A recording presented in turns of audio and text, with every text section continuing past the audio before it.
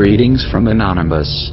The United States government is seeking to end the Constitution. This will endanger the American people, and we will not stand by and watch while this government of deception prepares to rip away from us all of the freedoms that our forefathers granted us. The freedoms that were fought for, bled for, that our ancestors died for. We must ensure that blood was not shed in vain, that their lives were indeed lost for a great nation that is not yet lost. We refuse to let the United States government destroy our way of life. The United States government insists on labeling us as terrorists.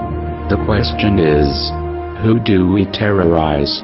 Is it probable that the United States government is truly afraid of we, the people? Nevertheless, the time for action is now. It is time to remind the government that we, the American people, are the ones who hold the power of this country, not them. The American people have realized that the current government is no longer functional. Our economy is unstable, our representatives uncooperative, and our system destroyed.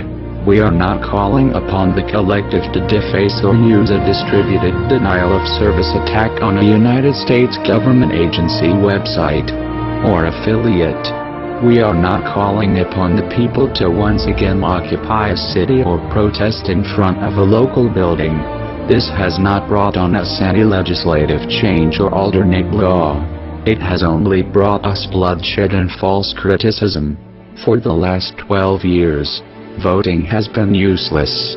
Corporations and lobbyists are the true leaders of this country and are the ones with the power to control our lives.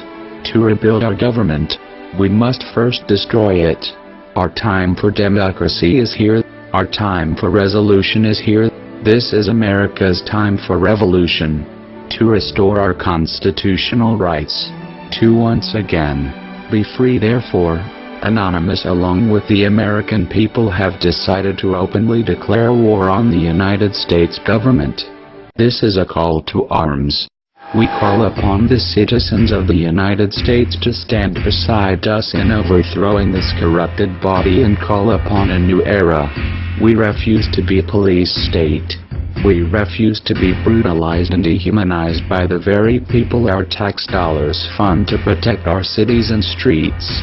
We will not allow the government to control our destiny, our right to build a life for ourselves. We demand freedom from government control, taxation, repossession and death. You will not come to our doors and take our guns, our property. You will not force the citizens of this great country to participate in the unlawful act of government-mandated health care. We the people refuse to put in your control our health, our bodies, our minds, our lives. We will not grant permission for the government to deploy drones over our homes and communities. We must end the Federal Reserve. A private central bank should not issue our currency, set interest rates and run our economy. Rather, we need to return control over the currency to the American people where it belongs. You, the United States government, have overstepped your privileges for the last time. Our peaceful actions, patience and restraint have been demonstrated as we watched and waited for our Congress and representatives to speak for the American citizens and protect us from the tyrant that sits in the Oval Office and happily strips the American people of our rights, one by one, executive order by executive order. We have waited long enough. The Declaration of Independence establishes the supremacy of the people and the right and duty to defend the rights of the people over the acts of the government.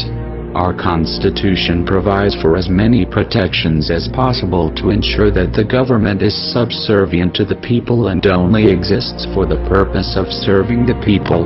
However, should these protections fail, it is up to the people to rise up against the government and to put the government back in its place. In this capacity, the people act as the fourth branch of government to take control and to override their decisions that violate the fundamental rights of the people to life, liberty and the pursuit of happiness. By what means do the people exercise their authority over the government? That depends on how resistant the government is to complying with the will of the people. In the case of the Declaration of Independence, it meant declaring war on the government and overthrowing them. This is obviously a last resort after taking other steps less harsh. Have we not tried? It is clearly the right and the duty of the American people to overthrow the government in order to restore the United States as a government to serve the people. This is clearly established in historical precedent. This is that time. We have exhausted every other option. Our government has ignored us. We must take action to ensure our freedoms. When the government violates the Constitution, it is the duty of the people to rise up against the government to bring them back into compliance with the Constitution. Our allegiance is not to the government. Our allegiance is to the American people, because they are us, and we are them.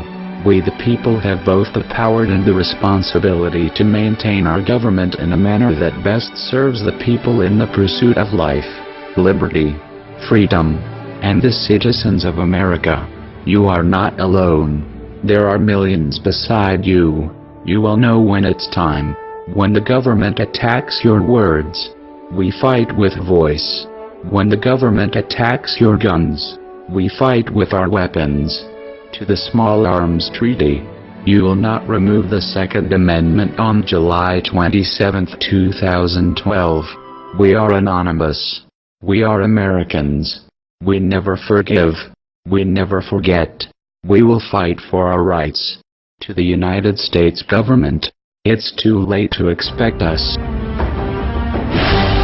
Operation American Freedom engaged.